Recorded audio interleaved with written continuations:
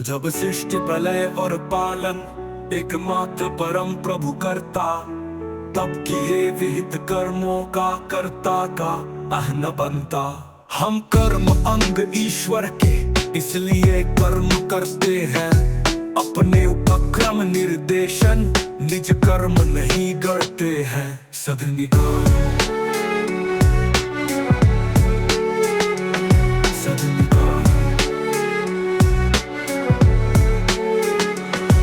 इसलिए नियत कर्मों के कृत कर्म अकर्म होते हैं। ईश्वर के हो जाने पर कर्तव्य भाव खोते हैं। पाबंदी श्रद्धा आसक्ति भी कर्मों में वर्जित है। वो अकरणीय कर्मों को क्योंकि करती अर्जित है।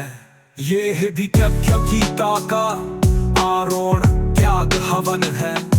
अति क्षुद्र स्वार्थ से उठकर परमार्थ और गवन है। यह परमार्थ अपना ही स्वार्थ अति उच्च बृहद है। यह उस हद की पसरन है जो अव्यय है अनहद है। सदनिकाय जब दिव्य यज्ञ वेदों का धन धान्य स्वर्ग तक सीमित, तब यज्ञ कर्म गीता का गढ़ता फल परम असीमित। जब व्याप्त कर्म गीता का रघु से गीता में आया, अपनी विराट बलि देकर जब व्यक्त सृष्टि उपजाया। जब व्यक्त विश्व के पहले कुछ भी परिदृश्य नहीं था।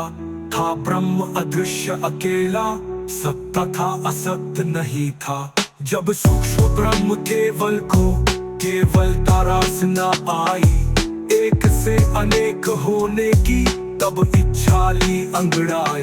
सदनिकाय अव्यक्त ब्रह्म की इच्छा प्रकृति विराट की काया। जिस पूर्ण पुरुष के तन में था सब कुछ पूर्ण समाया। अव्यक्त ब्रह्म की इच्छा प्रकृति विराट की काया। जिस पूर्ण पुरुष के तन में था सब कुछ पूर्ण समाया।